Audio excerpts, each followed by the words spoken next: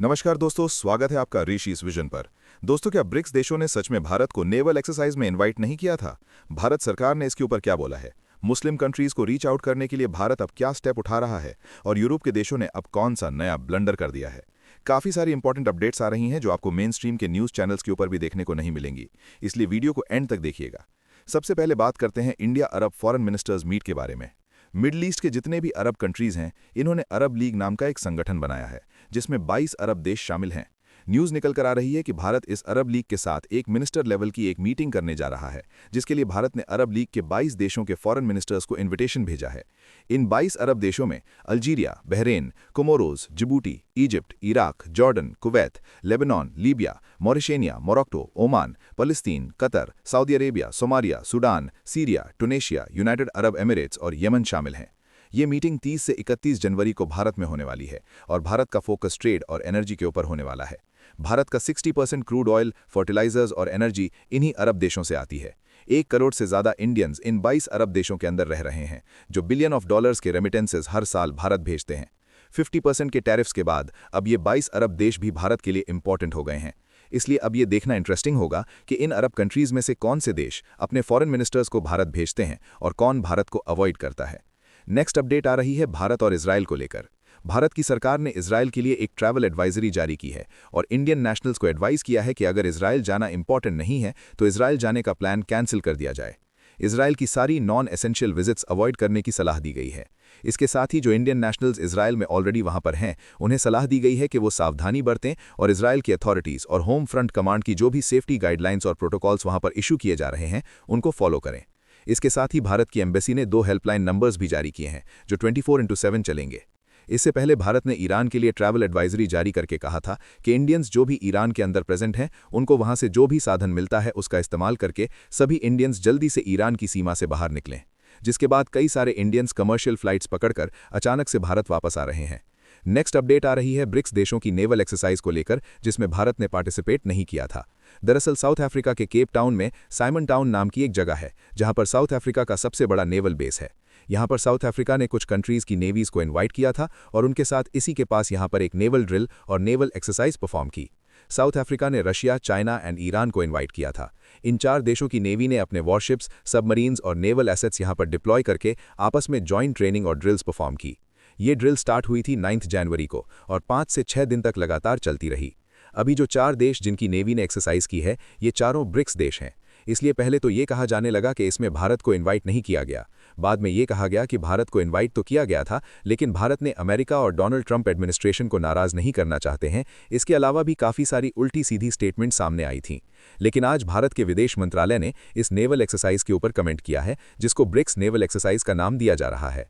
विदेश मंत्रालय के स्पोक्सपर्सन रणधीर जायसवाल सर ने कहा है कि हम ये क्लियर करना चाहते हैं कि जिस नेवल एक्सरसाइज की बात हो रही है, वो पूरी तरह से साउथ अफ्रीका द्वारा अपने इनिशिएटिव की एक्सरसाइज थी, जिसमें ब्रिक्स के कुछ सदस्य देशों ने हिस्सा लिया था। ये कोई रेगुलर या फिर इंस्टीट्यूशनलाइज्ड ब्रिक्स एक्टिविटी नहीं थी और सभी ब्रिक्स कंट्रीज इसमें शामिल भी नहीं हुई। भारत ने पहले भी ऐसी एक्सरसाइज में हिस्सा नहीं लिया है और ऐसा पहली बार नहीं हुआ है। सेम इसी तरह के कॉन्टेक्स्ट में भारत भी सेम इसी तरह से IB समार एक्सरसाइज में शामिल होता है, जहां पर भारत, ब्राजील और साउथ अफ्रीका की नेवी शामिल होती है।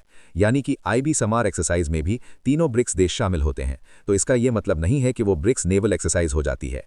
भारत की सरकार ने क्लैरिफिकेशन दी है कि साउथ अफ्रीका के इनिशिएटिव के ऊपर कंडक्ट की गई ये एक्सरसाइज ब्रिक्स की ऑफिशियल नेवल एक्सरसाइज नहीं थी। इसमें बस वो देश शामिल थे जो ब्रिक्स का भी सदस्य हैं। नेक्स्ट अपडेट आ रही है यूनियन टेरिटरी ऑफ लद्दाख में। कारगिल में शिया मुस्लिम्स की एक बड़ी पॉपुलेशन वहां पर रहती है और न्यूज़ निकल कर आ रही है कि इन लोगों ने ईरान के सुप्रीम लीडर आयतुल्लाह खामेनेई के सपोर्ट में और अमेरिका एंड इजराइल के विरोध में एक रैली निकाली है। ईरान एक शिया कंट्री है, इसलिए कारगिल की शिया कम्युनिटी ईरान के समर्थन में आ गई है। ईरान के पक्ष में यहां पर नारेबाजी की गई और काफ़ी बड़ा प्रोटेस्ट निकाला गया।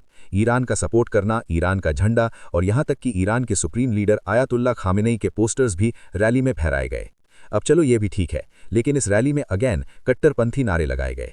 ईरान के मुजाहिदों तुम आगे बढ़ो, हम तुम्हारे साथ हैं, इस तरह के नारे लगाए गए। वहां पर ईरान से अपना खुद का देश डिफेंड नहीं हो रहा है और ये लोग यहां कारगिल से जाकर मुजाहिद बनकर ईरान को डिफेंड करने जाएंगे। प्रोटेस्ट अपनी जगह है, लेकिन एक कट्टरपंथी ताकतों के ऊपर लगाम लगाना बहुत ही ज़रूरी है। नेक्स्ट अपडेट आ रही है भारत और श्रीलंका के बारे में। श्रीलंका में आए साइक्लोन को अब 50 दिन से भी ज़्यादा का समय हो रहा है, लेकिन न्यूज़ निकल कर आ रही है कि इंडियन आर्मी और भारतीय सेना के ट्रूप्स अभी भी श्रीलंका की मदद करने के लिए वहीं पर डिप्लॉयड हैं। आज इंडियन आर्मी ने श्रीलंका में तीसरे बेले ब्रिज का निर्माण किया है, जो श्रीलंका के लोगों की कनेक्टिविटी को रिस्टोर करने में काफ़ी मदद कर रहा है। ऑपरेशन सागर बंधु के तहत श्रीलंका की मदद की जा रही है और ये ऑपरेशन अभी भी भारतीय सेना ने खत्म नहीं किया है। आई होप श्रीलंका की गवर्नमेंट और श्रीलंका के लोग हमेशा ये याद रखें कि मुश्किल समय में भारत ने उनके लिए क्या क्या किया है और चाइना से उनकी मदद करने के लिए कोई सामने नहीं आया था। नेक्स्ट अपडेट आ रही है यूरोपियन यूनियन के बारे में, जिसने एक बार फिर से डोनाल्ड ट्रंप एडमिनिस्ट्रेशन और अमेरिका के सामने घुटने टेक दिए हैं। अब ये जो 27 देश एक साथ यूनाइट होकर यूनिटी दिखाते हैं, ये अब खत्म होते दिखाई दे रही है और भारत के लिए इंपॉर्टेंट लेसन ये निकल कर आ रहा है कि अगर यूरोपियन यूनियन अपने ही एक साथी देश डेनमार्क के साथ ऐसा कर सकते हैं, तो फिर भारत के ऊपर तो सवाल ही पैदा नहीं होता है कि हमारे साथ दोस्ती निभाएंगे। आपको याद होगा कुछ दिन पहले हमने एक न्यूज़ कवर की थी जिसमें हमने बताया था कि डेनमार्क ने कहा है कि अगर अमेरिका ग्रीनलैंड को टेक ओवर करने के लिए सेना का इस्तेमाल करता है, यानी कि ग्रीनलैंड के ऊपर हमला करता है, तो डेनमार्क की सेना पहले गोली मारेगी, उसके बाद सवाल पूछेगी। We will shoot first and ask questions later. अब डेनमार्क ने जो अमेरिका को ये धमकी दी थी, वो दी थी यूरोपियन यूनियन के दम पर। डेनमार्क को पता है कि अगर अमेरिका और डोनाल्ड ट्रंप एडमिनिस्ट्रेशन से ग्रीनलैंड को बचाना है तो यूरोपियन यूनियन के सभी देशों का साथ चाहिए, क्योंकि ग्लोबल फायरबॉल इंडेक्स में डेनमार्क 45th पोजीशन के ऊपर है। इवन बांग्लादेश और छोटे से सिंगापुर की मिलिट्री भी डेनमार्क से स्ट्रांग है। ऐसे में डेनमार्क के पास एक ही बुलेट है और वो है यूरोपियन यूनियन की, क्योंकि यूरोपियन यूनियन के जब सभी देश इकट्ठा होते हैं तो उनकी कंबाइंड जीडीपी बन जाती है अराउंड 18 से 20 ट्रिलियन डॉलर्स की, और सेना के मामले में भी इनकी स्ट्रेंथ काफ़ी बढ़ जाती है। लेकिन जब असल में डेनमार्क की मदद करने की बारी आई है तो यूरोपियन यूनियन ने डेनमार्क के साथ ऐसा मजाक किया है जिसको देखकर सभी हैरान हैं। न्यूज़ आ रही है कि डेनमार्क ने यूरोपियन यूनियन के अपने साथी देशों से मदद मांगी थी कि वो डेनमार्क की मदद करने के लिए अपनी सेना के ट्रूप्स ग्रीनलैंड में डिप्लॉयमेंट के लिए भेजें। डेनमार्क भी क्योंकि यूरोपियन यूनियन का हिस्सा है, इसलिए डेनमार्क का भी ये राइट बनता है कि वो अपनी सिक्योरिटी के लिए मदद मांगे। पहले तो काफ़ी दिन तक यूरोपियन यूनियन की कंट्रीज़ ने ऐसा करने से इनकार कर दिया, लेकिन अब जब फाइनली यूरोप के अलग अलग देश ग्रीनलैंड में ट्रूप्स डिप्लॉयमेंट के लिए मान गए हैं तो उनके नंबर्स देखकर ही सब हैरान हैं कि ये क्या मजाक चल रहा है। ग्रीनलैंड के साइज़ की बात करें तो भारत का 65 से 70% एरिया के बराबर का ग्रीनलैंड का साइज़ है, लेकिन न्यूज़ निकल कर आ रही है कि दुनिया के सबसे बड़े आइलैंड ग्रीनलैंड को अमेरिका के खिलाफ डिफेंड करने के लिए यूरोपियन कंट्रीज़ ने सिर्फ 34 सोल्जर्स को भेजा है। जी हाँ, टोटल 34 सोल्जर्स। अभी तक टोटल 7 यूरोपियन कंट्रीज़ ने ऑफिशियली अनाउंस किया है कि वो ग्रीनलैंड में सैन्य डिप्लॉयमेंट के लिए अपने सोल्जर्स को भेजेंगे। इन 7 देशों ने ये 34 सोल्जर्स डिप्लॉय करने की कमिटमेंट दी है। इनमें यूरोप के 2 सबसे मेजर देश फ्रांस और जर्मनी भी शामिल है, जो सबसे ज़्यादा सोल्जर्स को भेज रहे हैं। फ्रांस से 15 सोल्जर्स जबकि जर्मनी से 13 मिलिट्री पर्सनल्स ग्रीनलैंड में डिप्लॉयमेंट के लिए भेजे जा रहे हैं। इनके बाद नॉर्वे और फिनलैंड ने कहा है कि वो भी अपनी सेना के 2-2 ऑफिसर्स ग्रीनलैंड में डिप्लॉयमेंट के लिए भेजेंगे। यूनाइटेड किंगडम यानी कि ब्रिटेन और नीदरलैंड्स, इन्होंने भी कहा है कि ये भी अपनी मिलिट्री के एक-एक ऑफिसर को ग्रीनलैंड में डिप्लॉयमेंट के लिए भेज रहे हैं।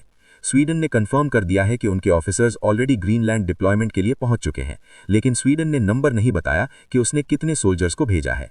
अगर ये सब देश एक साथ मिलकर 34,000 ट्रूप्स को भी ग्रीनलैंड में डिप्लॉय कर देते तो भी अमेरिका इनको हरा देता। लेकिन ये जो 34 सोल्जर्स भेजे गए हैं, ये माना जा रहा है कि ये प्योरली एक सिंबॉलिक डिप्लॉयमेंट की गई है। सिंबॉलिक डिप्लॉयमेंट का मतलब है कि यूरोप डोनाल्ड ट्रंप को एक मैसेज भेजने की कोशिश कर रहा है कि अगर ग्रीनलैंड को डिफेंड करने की बात आई, सारे देश एक साथ मिलकर अपनी सेना का इस्तेमाल कर सकते हैं। लेकिन ये जो सिंबॉलिक डिप्लॉयमेंट है, ये भी ऐसी की गई है कि ये समझ ही नहीं आ रहा है कि यूरोपियन यूनियन किसकी साइड है, क्योंकि सिंबॉलिक डिप्लॉयमेंट भी तब मीनिंगफुल लगती है जब उसके पीछे कोई स्ट्रॉन्ग इंटेंशन देखने को मिलती है। अगर यूरोपियन कंट्रीज सच में ग्रीनलैंड को डिफेंड करने में डेनमार्क की मदद करना चाहती हैं तो 34 सोल्जर्स भेजना ये मजाक से कम नहीं है। भारत में क्रिकेट स्टेडियम की सिक्योरिटी में 1000 से 3000 सिक्योरिटी पर्सनल्स को डिप्लॉय किया जाता है। ऊपर से कई सारे यूरोपियन देशों ने ग्रीनलैंड में डिप्लॉयमेंट करने और अपने ट्रूप्स भेजने से इनकार कर दिया है। पोलैंड के प्राइम मिनिस्टर डोनाल्ड टस्क ने क्लियरली बोला है कि ट्रूप्स डिप्लॉयमेंट के लिए ये बिल्कुल भी सही जगह या सही वक्त नहीं है और वो अपनी सेना को ग्रीनलैंड में डिप्लॉयमेंट के लिए नहीं भेजेंगे। मतलब यूरोप के अंदर भी ग्रीनलैंड को लेकर अब बिल्कुल भी यूनिटी नहीं दिखाई दे रही है और ना ही ये ग्रीनलैंड के डिफेंस में कोई कॉन्क्रीट स्टेप या फिर ठोस कदम उठाने के मोड में लग रहे हैं। निष्कर्ष ये निकल कर आता है कि जब भी यूरोपियन यूनियन अपने साथी देश जो सेम ब्लॉक में इनके साथी मेंबर है, इनका अलाई है, इनके साथ ही ऐसा कर रहे हैं, समय आने के ऊपर ये भारत के साथ क्या करेंगे। इसलिए भारत को भी अपने डिफेंस स्पेंडिंग को बढ़ाना पड़ेगा और रक्षा के ऊपर अपने बजट को बड़ा बूस्ट देना पड़ेगा। अब अगले महीने फरवरी में हमारी फाइनेंस मिनिस्टर निर्मला सीतारमण जी ने डिफेंस बजट भी पेश करना है और ये देखना इंटरेस्टिंग होगा कि इस साल का डिफेंस बजट क्या $100 बिलियन को क्रॉस करता है या फिर नहीं। वैसे आमतौर पर भारत का डिफेंस बजट 78 से 80 बिलियन के आसपास रहता है। आपको क्या लगता है कि इस साल भारत को अपना डिफेंस बजट बढ़ाकर कितना कर देना चाहिए? नीचे कमेंट करके अपनी राय जरूर बताएं। हर 24 घंटे के अंदर जियोपॉलिटिक्स में बड़े फेर बदलाव और उलटफेर हो रहे हैं और भारत के लिए नए चैलेंजेस आ रहे हैं। कोई देश अपने फैसले से पलट रहा है तो कोई देश ब्लैकमेलिंग के ऊपर उतर आया है। सभी देश एक दूसरे को नीचे लगाने की कोशिश कर रहे हैं। इन सब के बीच हमारा भारत किसी भी देश से पीछे ना रह जाए, इसके लिए मोदी सरकार लगातार कोशिशें कर रही है।